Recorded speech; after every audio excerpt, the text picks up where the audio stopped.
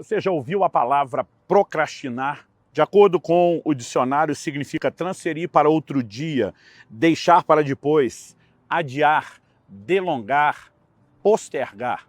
A pergunta é, a palavra de Deus tem algo a nos ensinar a respeito disso? Eu quero te mostrar que sim, e esse é o assunto da nossa conversa nos próximos minutos. Não procrastine. Fique comigo, nós vamos entender um pouco melhor essa verdade.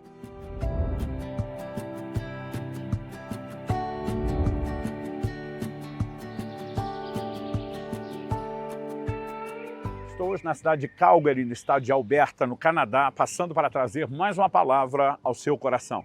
Em Atos, no capítulo 10, no verso 33, nós temos uma fala de Cornélio.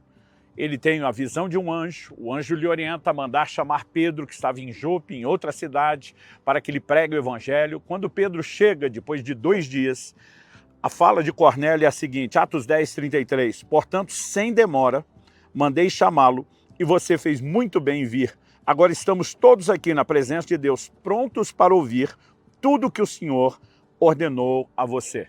Então eu quero destacar algumas expressões dele. A primeira é, sem demora, mandei chamá-lo.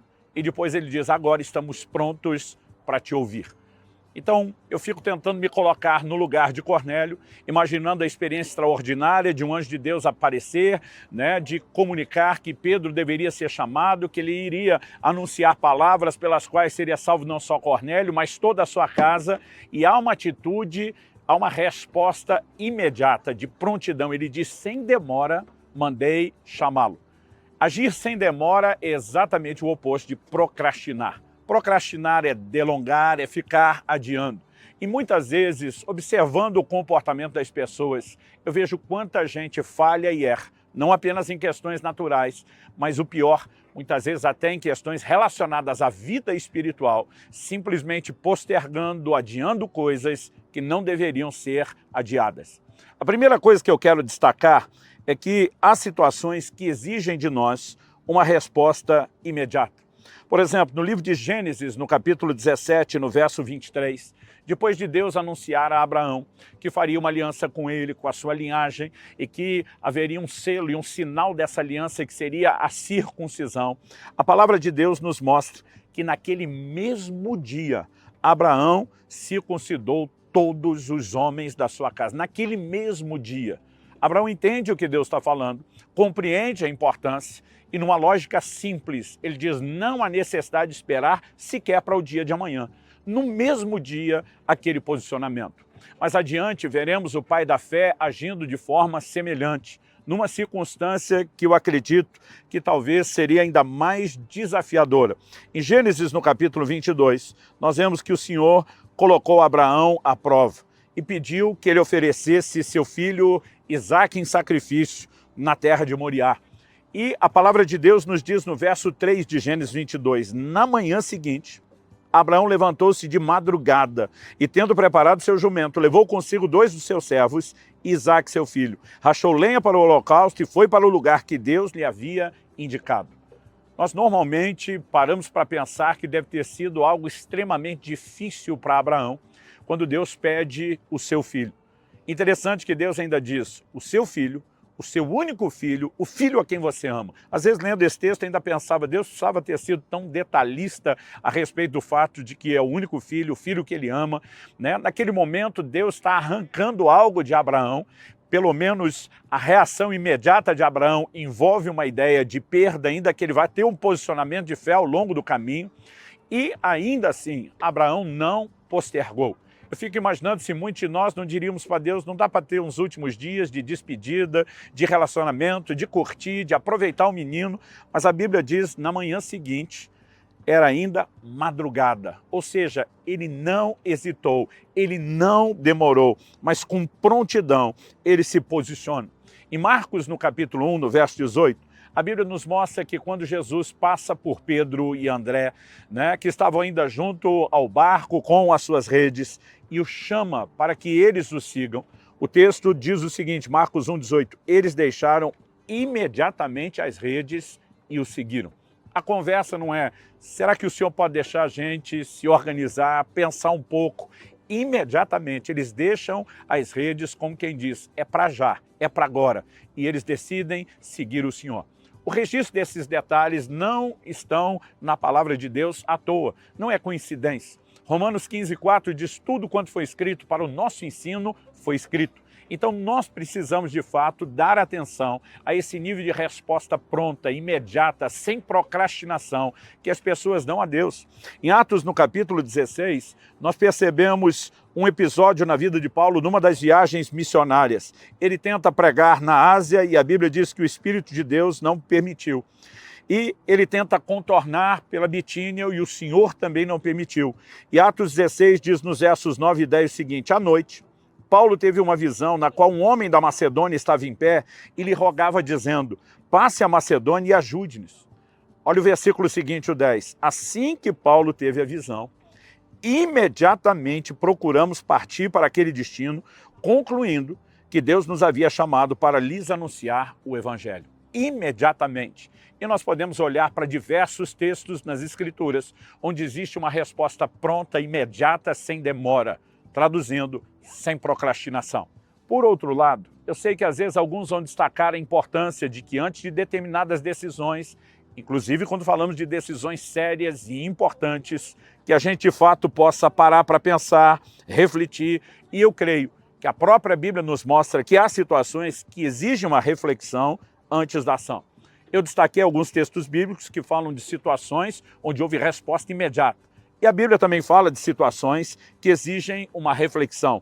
Uma delas está lá no Evangelho de Mateus, no capítulo 1, e diz respeito a José, o homem que Deus escolheu para ser a figura paterna na vida e na criação de nosso Senhor Jesus. A Bíblia diz em Mateus, no capítulo 1, de 18 a 20, o seguinte: o nascimento de Jesus Cristo foi assim. Maria, sua mãe, estava comprometida para casar com José, mas antes de se unirem, ela se achou grávida pelo Espírito Santo. José, com quem Maria estava para casar, sendo um homem justo e não querendo envergonhá-la em público, resolveu deixá-la sem que ninguém soubesse. Enquanto ele refletia sobre isso, eis que lhe apareceu em sonho um anjo do Senhor dizendo: José, filho de Davi, não tenha medo de receber Maria como esposa, porque o que nela foi gerado é do Espírito Santo.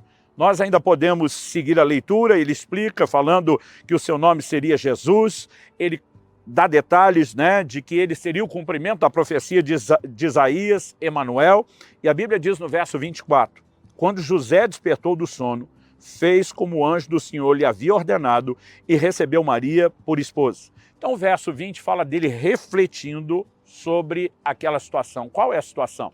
Eles estão noivos, comprometidos um com o outro, e de repente ele fica sabendo que Maria está grávida. Certamente, a primeira coisa que passou na sua cabeça não foi que aquilo era uma obra divina, sobrenatural, algo que nunca havia acontecido antes e nem jamais aconteceria depois com nenhuma outra pessoa. Não é o que ele deduz estar acontecendo com Maria. De acordo com a lei de Moisés, se ele simplesmente expusesse, essa mulher está grávida, antes do casamento, eu não tenho parte nisso. Ela poderia até mesmo ser apedrejada, mas a Bíblia diz que ele era um homem justo. Ele quer aquilo que é correto, ele não quer ser enganado, ao mesmo tempo ele não quer difamar Maria e ele já está ali processando, eu vou deixá-la em secreto, eu simplesmente vou sair de cena. Enquanto ele está pensando e processando, e é importante que a gente aprenda muitas vezes a pensar, processar, refletir antes de determinadas decisões, é que o Senhor vai falar com ele. Agora, há algo interessante, depois que o Senhor falou com ele, a prontidão da ação dele também foi registrada. Um outro texto que fala a respeito de reflexão está em Atos, no capítulo 10, nos versículos 9 e 20. Quando o apóstolo Pedro estava na cidade de Jope, e a Bíblia diz que eles estavam com fome e foram lhe preparar uma refeição, a Bíblia diz que ele sobe ao telhado para orar. Enquanto está orando, ele tem uma visão. Logo depois de ter a visão, sem tê-la entendida por completo, a Bíblia diz nos versículos 19 e 20, Atos 10, enquanto Pedro meditava a respeito da visão, o Espírito lhe disse: estão aí 3 homens à sua procura. Portanto, levante-se, desça e vá com eles sem hesitar, porque eu os enviei. Então, novamente, nós temos alguém que recebe uma visão, está refletindo, está pensativo, o que é que eu tenho que fazer, Mas de repente, quando Deus traz uma palavra, esclarece aquilo, a orientação é: obedeça sem hesitar. O verso 23 diz que Pedro os convida a entrar, os hospeda, e a Bíblia diz: no dia seguinte Pedro se aprontou e foi com eles. Ou seja, resposta imediata. É a respeito disso que Cornélio vai falar com Pedro depois. Eu sem demora mandei te chamar e que bom que você também veio rapidamente. Qual a diferença entre os dois tipos de exemplo? Os primeiros exemplos que apresentamos falam de uma resposta imediata. Os segundos falam de gente processando, refletindo. A diferença entre um e outro é que nos primeiros exemplos dados, todo mundo sabia que Deus havia falado com eles. E sempre que há uma clareza sobre a direção divina, não há motivo para que se protele nenhuma decisão. Nos outros exemplos que nós demos, nós estamos falando de gente que está processando para tentar entender, mas seja José, pai de Jesus, ou até mesmo Pedro, assim que o Senhor lhes dá uma clareza enquanto pensam a respeito do que fazer, então essa hesitação de ficar pensando, ela é colocada de lado e a prontidão de obediência é imediatamente apresentada. Então, diante dessa diferença, o que é que eu concluo? Que quando eu e você já sabemos o que Deus tem a dizer, seja por meio da revelação clara da sua palavra, ou de um direcionamento, revelação pessoal que o Espírito Santo nos comunica, não há necessidade de que a gente protele, de que a gente procrastine. Josué 18:3 nós lemos: disse Josué aos filhos de Israel: até quando sereis remissos em passados para possuir a terra que o Senhor Deus de vossos pais vos deu? Ele está dizendo: vocês já sabem o que Deus quer, Ele fez a promessa e vocês vão ficar sendo remissos por quanto tempo?